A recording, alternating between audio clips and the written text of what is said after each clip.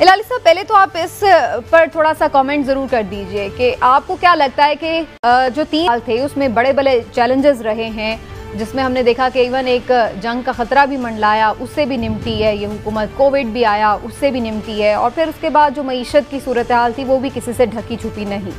تو do you think over all جو 3 سال تھے وہ اچھے رہے ہیں اور اس کے اوپر ہم دیکھ سکتے ہیں کہ اگلے 2 سال کمفرٹیبلی گورنمنٹ گزار لے؟ جی ہاں، میرے خیال میں 2 سال تو بڑے آرام سے گزار دے گی. اور آپ نے کہا ہے کہ ان کے کیا اچیومنٹس تھے. سمینہ بات یہ ہے کہ جب نواز شریف ادھر سے نکلا تھا تو آپ کو پتا ہے کہ ریزروز ہمارے 15 دن کے تھے، 9 بلین رہ گئے تھے، اب تو 3 مہینے کے ہیں. پہلے ہمارا فورن اکاؤنٹ ڈیفیسٹ 19 بلین، اب وہ پلس میں ہے. ایکسپورٹس ہمارے record 31.4 billion, remittance 29 billion. 1000 billion زیادہ روپیہ ہم نے کلیکٹ کیا ہے.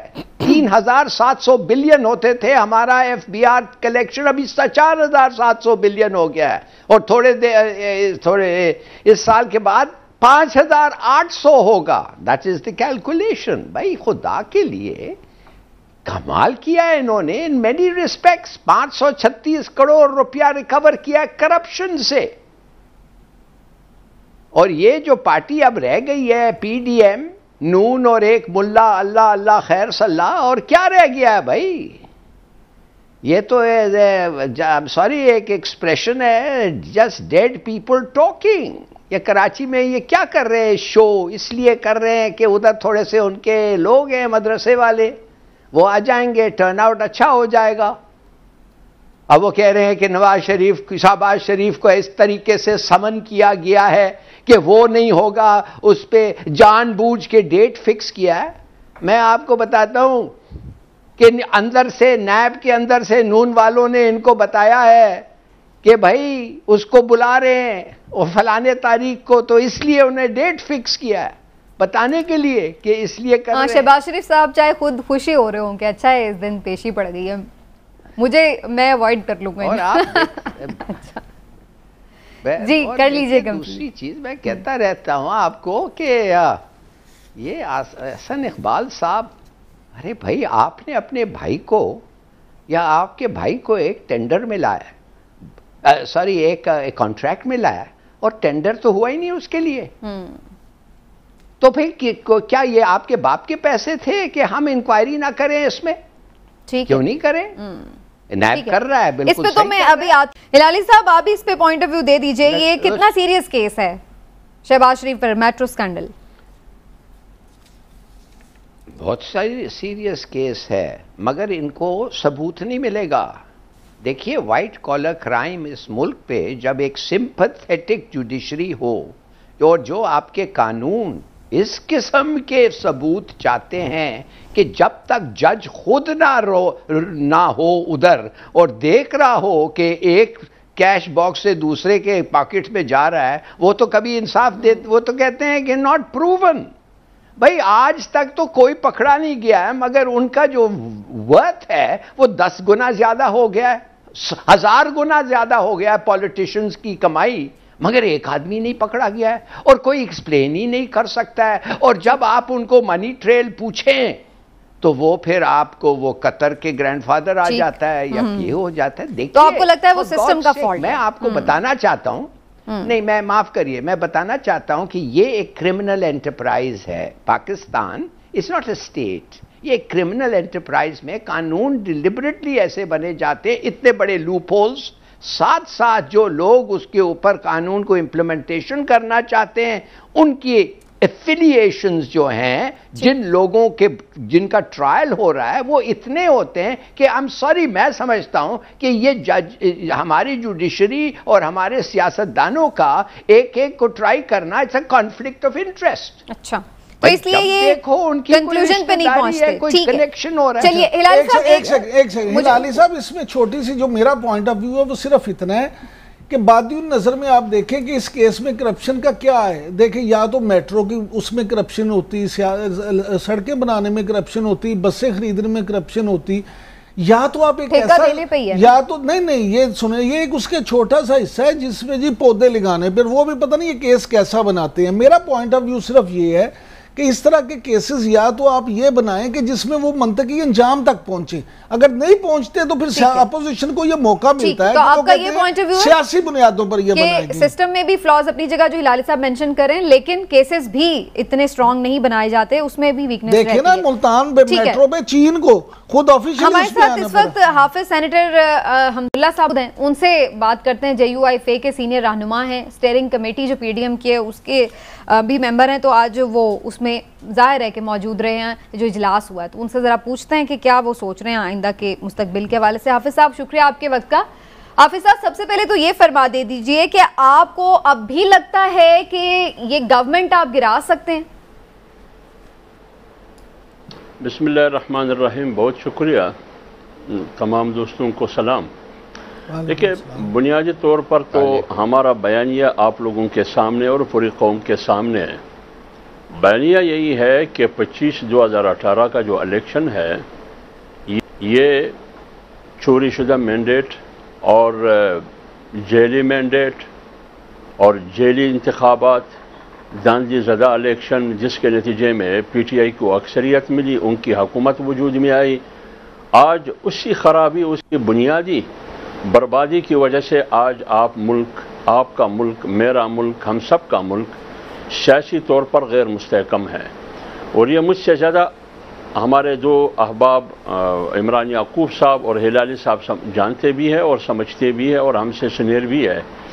جس ریاست میں، جس ملک میں سیاسی استحکام نہ ہو اور پولیٹیکل طور پر اسٹیبلٹی نہ ہو، وہاں معیشت مضبوط نہیں ہو سکتی، وہاں معاشی تباہی ہے۔ اور جب پلس حکومت ایک ایسے نااہلوں اور نالائقوں کے ہاتھ میں ہو کہ ان کے پاس نہ کوئی ویژن ہو معیشت کے حوالے سے، نہ فہم اور پراست ہو، نہ کوئی گورننس ہو، گڈ گورننس، نہ امن و امان کا کوئی صورتحال ہو، نہ زندگی کے کسی شعبے میں 22 کروڑ عوام کو وہ دعووں اور وعدوں کے مطابق جو وہ اپوزیشن میں تھے عوام سے کر رہے تھے، ان میں سے ایک بھی انہوں نے عوام کو نہ دے سکا۔ حافظ صاحب آپ کی بات کو 100% ہم درست مان لیتے ہیں، مان لیا یہ حکومت جعلی تھی، مان لیا یہ مینڈیٹ بھی صحیح نہیں تھا، مان لیا یہ نااہل بھی تھی، نالائق بھی، لیکن سوال میرا بنیادی وہی ہے کہ 3 سال تو گزر چکے ہیں، اب 2 سال ہی باقی رہ گئے۔ اب اس وقت پر ہمیں یہ بھی نظر آ رہا ہے پیپلز پارٹی بھی آپ کے ساتھ نہیں، PMLN بھی آدھی سی بس آپ کے ساتھ ہے شاید، تو آپ کو کیا لگ رہا ہے اس قوت کے ساتھ اب آپ کیا کر لیں گے؟ اب یہ جو جلسے جلوس آپ لوگ اناؤنس کر رہے ہیں، اس سے کیا حاصل ہوگا؟ دیکھیں، میری بات سنیے، بنیادی طور پر تو مقصد یہی تھا کہ جلد از جلد الیکشن ہو پورے ملک میں، لیکن وہ نہ ہو سکا۔ بدقسمتی سے PDM سے پیپلز پارٹی نکل گئی، ورنہ اگر ہم استعفوں کی جو آپشن تھا اس پر ہم جاتے تو آج اس ملک میں یہ مصیبتیں نہ ہوتی، نہ یہ مصیبت زدہ حکومت ہوتی جس کی وجہ سے ملک ایک کرائسس سے گزر رہا ہے۔ لیکن فرض کرے اس میں ہم کامیاب نہیں ہوئے، لیکن کم سے کم یہ ہماری ذمہ داری بنتی ہے کہ ہم عوام کے پاس جائیے، عوام کو ہم شعور دیں، آگاہی دیں، قوم کو بتا دیں کہ اس ملک میں یہ خرابیاں کس کی وجہ سے ہیں۔ اس سے احتجاج کرنا جمہوری طور پر یہ ہماری ذمہ داری ہے، ہماری فرائض میں شامل ہے۔ اس لیے PDM ایک بار پھر متحرک ہو رہی ہے۔ حافظ صاحب بالکل آپ کا حق بھی ہے اور آپ کا بنیادی جو ہے نا یہ فرض بھی ہے بطور اپوزیشن کی، آپ سب کچھ کریں، لیکن میرا ایک بنیادی سا سوال ہے کہ آپ جب خود کہتے ہیں کہ یہ حکومت جعلی طریقے سے بنی، تو اب جب حکومت انتخابی اصلاحات کی بات کرتی ہے تو اس انتخابی اصلاحات میں پھر آپ پراپرلی حصہ لے کے اس جعلی پن کو ختم کرنے کے لیے کیوں نہیں کوشش کرتے؟ دیکھیں عمران یعقوب صاحب، آپ نے بہت بہترین سوال کیا۔ جس حکومت کو میں مانتا ہی نہیں، جس حکومت کی نیت پر مجھے شک ہے کہ وہ انتخابی اصلاحات اور EVM مشین کی بات کرتے ہیں اور آرڈیننس کے ذریعے پوری قوم پر قوانین مسلط کرتے ہیں، پارلیمنٹ کو انہوں نے ایک عضو معطل رکھا ہے، اور آئندہ 2003 میں انتخابات ہوتے ہیں یا 2002 میں آنے والے الیکشن کے لیے EVM کے نام سے یا انتخابی اصلاحات کے نام سے ایک میگا منصوبہ وہ بنا رہا ہے کہ وہاں الیکشن وہ پھر دوبارہ RTS سسٹم کے رزلٹ ہمارے سامنے ہے، اس کی ریپلے ہے یہ تمام چیزیں. اس لیے جب میں حکومت کو تسلیم نہیں کرتا، میں اس کی نیت پر شک کرتا ہوں، میں اس کی وجود اور زندگی پہ شک نہیں، بلکہ میں کہتا ہوں کہ یہ حکومت ہے نہیں منتخب حکومت نہیں، یہ پارٹی منتخب پارٹی ہے.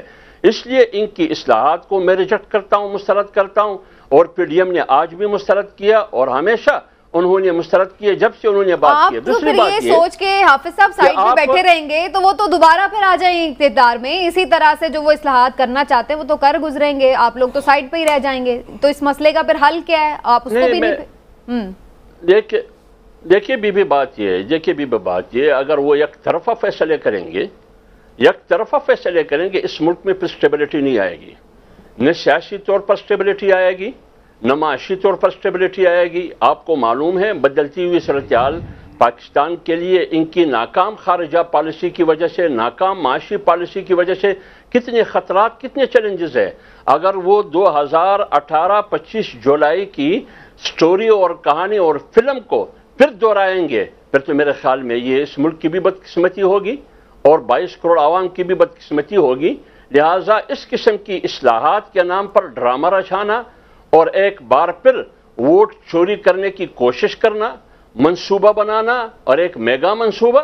آپ خود الیکشن کمیشن کے سابقہ جو سیکرٹری الیکشن کمیشن ہے، ماہرین ہے، ان کی رائے سنیے، پلڈاٹ کی رائے سنیے اور دنیا کی رائے سنیے کہ وہ اس EVM مشین کے بارے میں کیا کہتے ہیں. خود الیکشن کمیشن نے سوالات اٹھائے، انتخابی اصلاحات پر سوالات اٹھائے، ان میں سے 17 اصلاحات ایسے ہیں جو آئین کے بھی خلاف ہے، قانون کے بھی خلاف ہے اور الیکشن کمیشن کے رولز کے بھی خلاف ہے.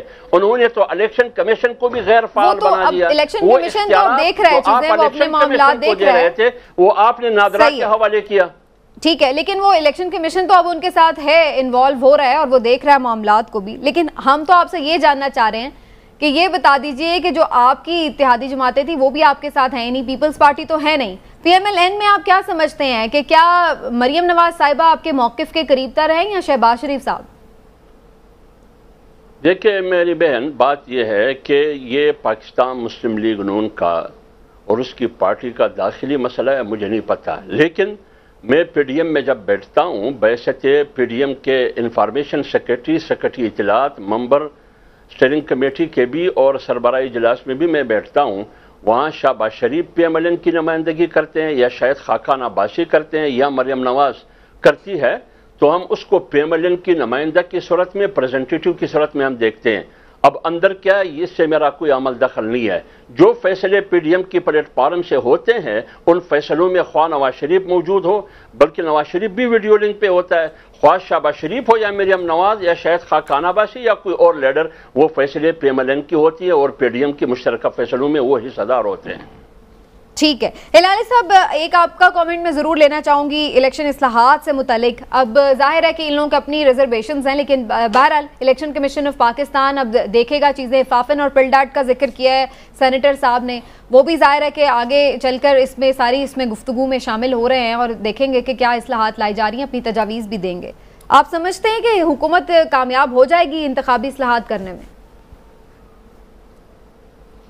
دیکھیے کوآپریشن تو ان کو ملے گا ہی نہیں اپوزیشن سے. دوسری بات یہ ہے، یہ جو ابھی ہمیں پتہ چلا ہے، یہ 30 اور 40 ہزار جو ووٹ ہیں جو ہر کنسٹیٹیوئنسی میں بٹے ہوتے ہیں، جو لوگ جو انلیگل ووٹ، جو ڈیڈ پیپل ووٹ، جو ڈسکوالیفائڈ ووٹ، یہ سب ID کارڈز پھرتے رہتے ہیں. اس پہ تو الیکشن کمیشن نے آج تک کوئی پوائنٹ نہیں ریز کیا. اس پہ تو اسی لیے تو یہ مشین کا مطلب ہے کہ اگر یہ مشین آ جائے تو امید یہ ہے، میں نہیں کہتا ہوں سرٹنٹی ہے، میں مشین کے بارے میں کچھ نہیں جانتا، مگر اگر آپ مجھے پوچھیں کہ مشین کو تم کیوں سپورٹ کرتے ہو، میں اس لیے کہوں گا کہ اس وقت تو پتہ ہے کہ ہر الیکشن پاکستان میں ایکسیپٹ فور 1971 کا الیکشن، ہر الیکشن 70 کا الیکشن اس میں دھاندلی ہوئی ہے. اب اگر یہ آپ مانتے ہیں اور سب لوگ یہ مانتے ہیں، یہ ایک جنرل فیلنگ ہے، تو بھائی اس کو ختم کرنے کے لیے، اور یہ بھی ابھی ہمیں پتہ چل گیا ہے کہ ہر کنسٹیچوئنسی میں 30,000 ووٹس ہیں جو ادھر ادھر جاتے ہیں.